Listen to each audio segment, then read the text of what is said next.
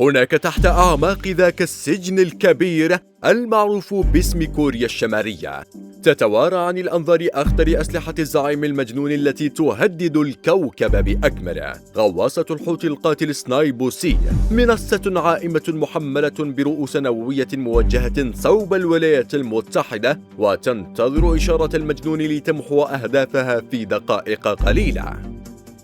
في هذا الفيديو نستعرض لك عزيزي المشاهد تفاصيل وأسرار أخطر أسلحة مجنون كوريا الشمالية التي تهدد كوكب الأرض. القدرات القتالية لغواصة المجنون.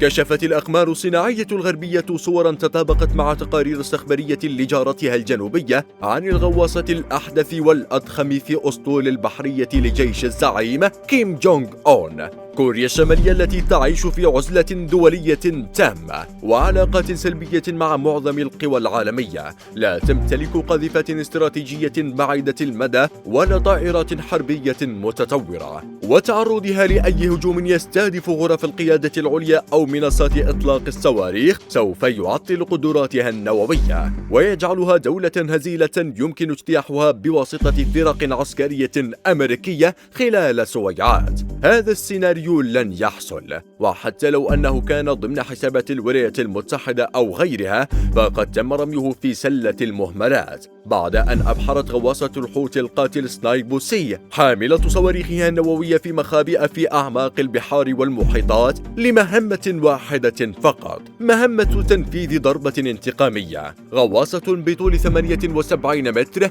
ذات هندسة متطورة يعلوها منصة مزدوجة لإطلاق الصواريخ البالستية عرفت من خلال تجارب صاروخية سابقة، وهي صواريخ KN-11 النووية. هذه الفئة من صواريخ بيونغ يانغ هي أكثر ما يثير الرعب عالميا، لأن مواقعها مجهولة وأهدافها مجهولة وتقنياتها مجهولة. صواريخ بطول 8 أمتار وبعرض مترين، يتراوح مداها ما بين 2500 إلى 3000 كيلومتر، وقادرة على حمل رأس نووي بقدرة 25 كيلو طن، وهذه الكمية كفيلة بمحو أكبر القواعد العسكرية الأمريكية في شرق آسيا، وقادرة على تدمير الأسطول الأمريكي في بحر الصين الشرقي وشمال المحيط الهادئ دون أن يردعها أي أحد.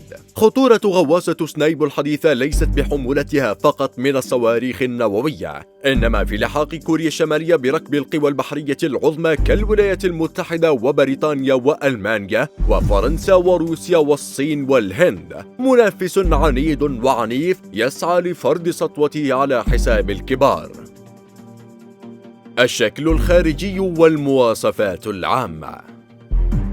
كما أسلفنا فإن طول غواصة سنايبو سي يبلغ 78 متر وبعرض 6 أمتار وارتفاع 7.9 أمتار، وتبلغ قدرته على الإزاحة 3000 طن، قادرة على الغوص حتى عمق 800 متر، منافسة بهذا الرقم أكثر من 80% من كافة الغواصات الحربية حول العالم، والتي لا يتجاوز مدى تحملها أكثر من 600 متر. تعمل بواسطة محرك ديزل تولد الطاقة لمحركات توربينية كهربائية، مما يجعلها واحدة من الغواصات الغير نووية والشبه صامتة، وتستطيع الإبحار لمسافة 4000 كيلومتر بسرعة 30 عقدة، أي ما يعادل 55 كيلومترا في الساعة، وأيضا هذه سرعة قياسية بالنسبة لغواصة غير نووية. يتألف الطاقم التشغيلي لغواصة الحوت القاتل من 60 إلى 70 فرد، وبوسعهم البقاء في مهمة تحت الماء لمدة 30 يوم متواصلة دون الحاجة لرفع الغواصة إلى السطح. وتحتوي الغواصة على مولدات أكسجين ومخازن غذاء وغرفة صحية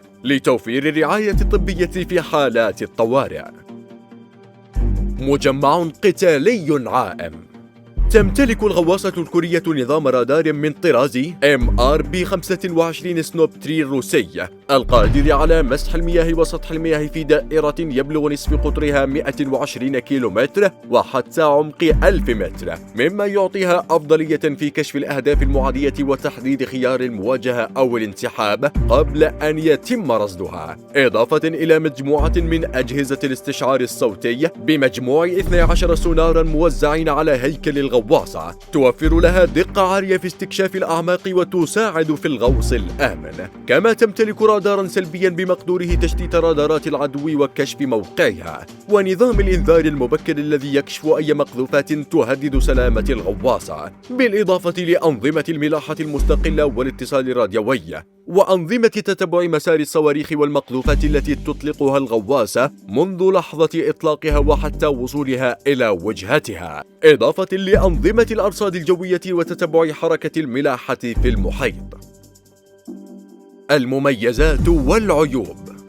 على الرغم من أن غواصة سنايب هي من أحدث الصناعات العسكرية الكورية الشمالية، إلا أن هذا النوع من الغواصات يعتبر من الجيل الثاني الذي تم تصنيعه من قبل الدولة العظمى خلال فترة الثمانينيات، ولا يمكن ذكر محاسنها أو مساوئها مقارنة بالغواصات الحديثة. تفتقر سنايب إلى أنظمة السلامة الدفاعية كالتوربيدات وصواريخ بحر وغيرها، ما يعني أنها ستكون مجبرة على البقاء في مقربة من الأسطول البحري للجيش الكوري، وتعتبر فترة غوصها تحت الماء قليلة جدا، ففي أحسن الأحوال يمكنها الغوص والتخفي لمدة 30 يوم، في حين تستطيع بعض الغواصات الروسية البقاء تحت المياه ل91 والأوروبية 80 وحتى 91 يوم، بينما تستطيع عدة فئات من الغواصة الأمريكية البقاء حتى 150 يوم تحت الماء في حالات الطوارئ. وتتميز الغواصة بأنها قريبة من فئة الغواصات الخرساء،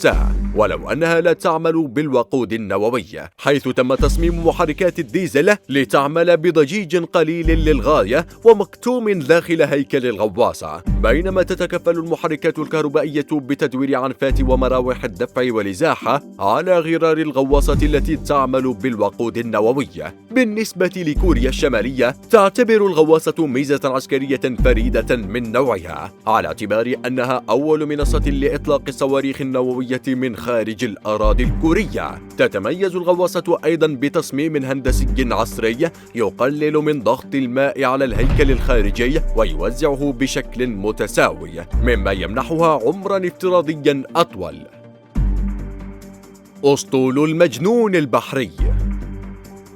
بلغ عدد الأفراد العاملين في القوات البحرية لكوريا الشمالية 60,000 عسكري، بعتاد مؤلف من 70 غواصة، واحدة منها من فئة سنايب سي و4 من فئة سنايب بي، وباقي الغواصات من فئات صغيرة لا تشكل تهديدات نووية، إضافة لكونها غواصة من صنع الاتحاد السوفيتي ومن مخلفات الحرب العالمية الثانية، إضافة إلى 250 سفينة إنزال ساحلية و40 سفينة إسناد ودعم و430 سفينة دورية و20 سفينة ألغام وأكثر من 350 زورقا قتالية. وللإنصاف فإن خطر هذه البحرية ليس في حجمها أو فيما تمتلكه من عتاد، الخطر الأكبر هو أنها باتت تصنع عتادها المتطور بنفسها، وربما خلال سنوات قليلة قد تفاجئ العالم بإنتاجها غواصة نووية بالكامل تضاهي غواصات أوهايو الأمريكية وغواصات المشروع 955 الروسية وفانغارد البريطانية.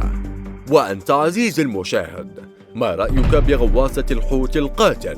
وهل تشكل خطراً على الولايات المتحدة وحلفائها؟